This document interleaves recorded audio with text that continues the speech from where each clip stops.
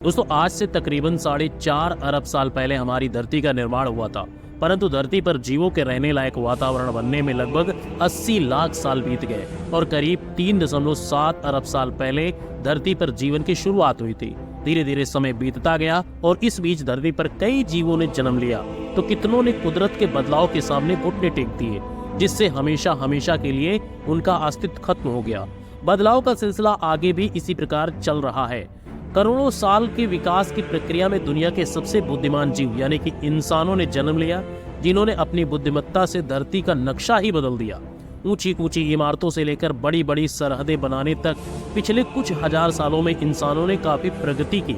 इसी के साथ ही इंसानों ने अपने पूर्वजों के निशान खोजने में पूरी धरती नाप दी। धरती पर हमारा जन्म कैसे हुआ, ये सवाल पूछते हुए इंसानों ने धरती, समंदर से लेकर दूर दराज अंतरिक्ष में अपने इतिहास को खोजा।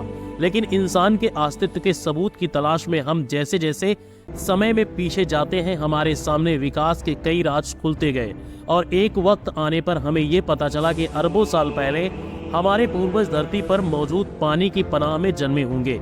इसके बाद विकास के कई चरणों को पार करते हुए इंसान बने होंगे। आज हम इस खूबसूरत धरती को लाखों तरह के अन्य जीवों के साथ साझा करते हैं, जिनमें से बंदर और चिंपांजी जैसे कुछ जीव हमारे करीबी हैं, जिनका डीएनए हमसे मेल भी खाता है। कुछ जीवों का अस्तित्व हमसे बिल्कुल अलग है एवं अनोखा है, लेकिन विज्ञान कहता है कि इस दुनिया में मौजूद हर जीव के पूर्वज एक ही है।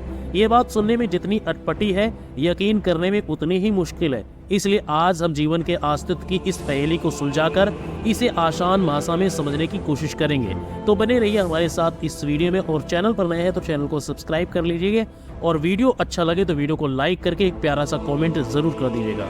अरबों सालों से इस रोमांचक और ज्ञानवर्धक सफर पर हमारे सफर में सबसे पहले हमें कुदरत के विकास का तंत्र समझना होगा, जो एक ऐसे कठोर और बेरहम नियम से चलता है जो धरती पर आदिकाल से लागू है।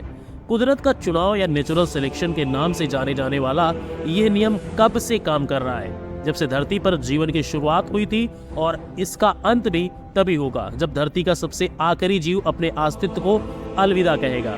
इस नियम के तहत धरती पर पैदा हुए जीवों ने एक बड़ी लड़ाई लड़ी और जो इसके कहर से बच पाए उसे इस खूबसूरत धरती पर आवास मिला। धरती के सबसे विशालकाय जीव डायनासोर के समय में भी पहले यहाँ रहने वाले जीवों ने खुद को जिंदा रखने का संघर्ष जारी रखा था। कमजोर जानवरों की प्रजातियों को खूंखार जानवरों ने खत्म कर दिया और खूंखार जानवरों को कुदरत के कहर ने। विकास तंत्र के इस पड़ाव में जिस भी प्रजाति ने हिम्मत करके लड़ाइयाँ लड़ी और अपने आसपास के माहौल से तालमेल बिठाया, वही प्रजाति वक्त के साथ खुद को बचाए रखने में सफल रही। साथियों, ऐसा बिल्कुल नहीं है कि कुदरत के साथ तालमेल बिठाकर जीवित रहने में सिर्फ ज्यादा ताकत काम में आई, बल्कि जीवों की समझदारी और खुद को आसपास के माहौल के मुताबिक ढाल लेने की कला ने भी जीवों की कुछ खास प्रजाति को धरती के इस कठोर माहौल में बचे रहने की ताकत दी। क्योंकि अगर ऐसा होता तो जंगल के शेर, हाथी, चीता और बाघ जैसे कई जीव आज भी इंसानों से काफी ज्यादा ताकतवर है। लेकिन इंसान इकलौते ऐसे जीव हैं जो इन ताकतवर जीवों को अपने नियंत्रण में करके अस्तित्व की जंग में सबसे बड़े विजेता बनकर बैठे हैं। अरबों सालों से जीवों का जाकर उनकी बनावट और धरती पर उनके वजूद बनाए रखने में सबसे अहम साबित हुई है। इस बात को समझने के लिए कछुए के नवजात बच्चों को देखिए, जिन्हें जल्द से जल्द रेत के टीले पार करते हुए शिकार से बचकर समंदर पहुंचना है। जो बच्चे तेज और फुर्तीले होंगे वो जल्द पहुंचकर अपने जीवन की शुरुआत करेंगे, लेकिन जो बच्चे कमजोर होंगे वो शिकारी के हत्थे चढ़ जाएंगे और जन्म लेते ही उन्हें इस दुनिया से अलविदा कहना पड़ेगा। इसी तरह पानी में रहने वाली छिपकली की प्रजाति मरीन इग्वाना भी इस नियम को समझाती है।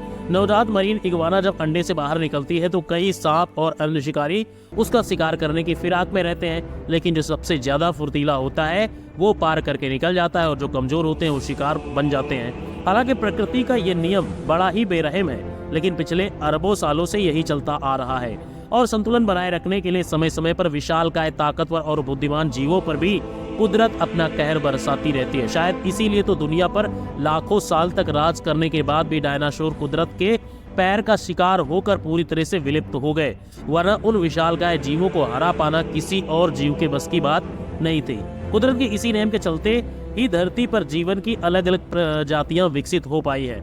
वैसे तो धरती पर पिछले 3.5 अरब साल पहले से जीवन मौजूद है, लेकिन इसकी शुरुआत आखिर कहां पर हुई, ये सबसे अहम सवाल है। अरबों सालों से धरती के 2/3 हिस्से में समंदर का साम्राज्य बसा हुआ है और इसी के अंदर अरबों सालों पहले छोटे जीवों ने जन्म लिया था, जो कि आपके, हमारे और धरती पर बसने वाले हर एक जीव के पूर्वज हैं। पृथ्वी के इतने बड़े हिस्से में फैला विशालकाय समुद्र कुदरत के लिए केमिस्ट्री लेबोरेटरी जैसा था, जिसमें सबसे पहले सबसे छोटे जीव का विकास करने से लेकर उनमें से इतनी ज्यादा प्रजातियों के कॉम्प्लेक्स जीवन को बनाने को लेकर कुदरत ने कई तरह के प्रयोग किए हैं। सुनने में ये बात बहुत ही अटपटी लगती है कि हमारे दूर के पूर्वजों ने कभी पानी से निकलकर धरती पर चलने की शुरुआत की होगी, फिर क्रमिक विकास के कई चरण को पार कर आज इंसान के रूप में तब्दील हो गए होंगे।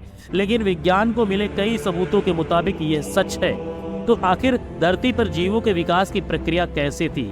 आइए इसको जरा समझने की कोशिश करते हैं। साथियों, आज से करीब 4.5 अरब साल पहले पृथ्वी का निर्माण हुआ था, लेकिन अपनी सतह पर पृथ्वी की तेज गति, अंतरिक्ष से गिर रहे उल्कापिंड और ज्वालामुखियों की गर्म लावा के बीच पृथ्वी पर जीवन संभव नहीं था। लेकिन यही उल्कापिंड धरती पर पानी, नमक और अन्य मिनरल लेकर आए। धीरे धीरे धरती की सतह का तापमान कम हुआ और आज से करीब 3.7 अरब साल पहले धरती जीवों के रहने लायक ग्रह बन चुका था।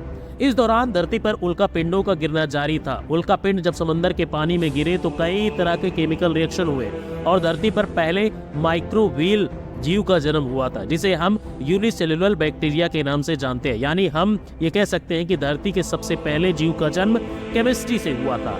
इसके बाद कई लाख साल बाद तक इन बैक्टीरियो ने अपने तादाद को बढ़ाया और समुद्र के चारों ओर फैल गए और विकास की इस प्रक्रिया में सौर मंडल के जन्मदाता सूर्य ने अपना योगदान देना शुरू कर दिया। दरअसल जैसे जैसे सूर्य की रोशनी पृथ्वी पर पड़ी तो समंदर के पानी ने इस रोशनी को अवशोषित करना शुरू कर दिया। अंदर रहने वाले माइक्रो ऑर्गेनिज्म ने धरती पर मौजूद कार्बन डाइऑक्साइड को पानी और ग्लूकोज में ऑक्सीजन से भर गया और कई माइक्रो बॉयल जीव का जन्म हुआ। ऑक्सीजन ने पानी से ऊपर उठकर वातावरण का निर्माण शुरू किया, लेकिन अभी भी धरती पर कोई पेड़ पौधा या जीव नहीं था। कभी ऑक्सीजन बढ़ाने की वजह से वातावरण में दरार आने की वजह से ज्वालामुखी का विस्फोट हुआ और वातावरण में कार्बन डाइऑक्साइड का कब्जा होने लगा। इन सभी चरणों में पृथ्वी पर अनेक केमिकल प्रोसेस होते रहे और इस ग्रह के लगातार बदलाव होते रहे। समंदर में ऑक्सीजन की मात्रा सही होने से समंदर में रहने वाले जीवों का विकास होने लगा और विकास से जीवों के साथ साथ पेड़ पौधे भी उगने लगे और समंदर के अंदर करीब 10,000 प्रजातियों के जीव रहने लगे। लेकिन धरती आज भी वीरान पड़ी थी। इसका सबसे बड़ा कारण था सूरज की किरणों से पैदा होने वाले रेडिएशन।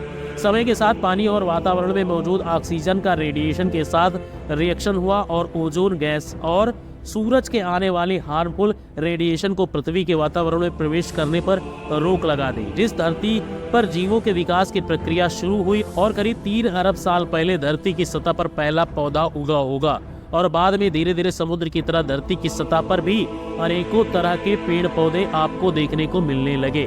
और आपको ये जानकर हैरानी होगी कि किसी विकास क्रम में हमारी दूर के पूर्वजों यानी कि मछलियों का भी विकास हो रहा था। कुछ मछलियों के पैरों का विकास हुआ तो कुछ खाने की तलाश में कई सारी मछलियां धरती पर अपना कदम रखी और इसके बाद निर्माण शुरू हुआ। कईयों ने घर बनाए और साथ ही साथ विकास की प्रक्रिया यूं ही चलती रही और आज धरती पर जीवों की करोड़ों प्रजातियां मौजूद हैं।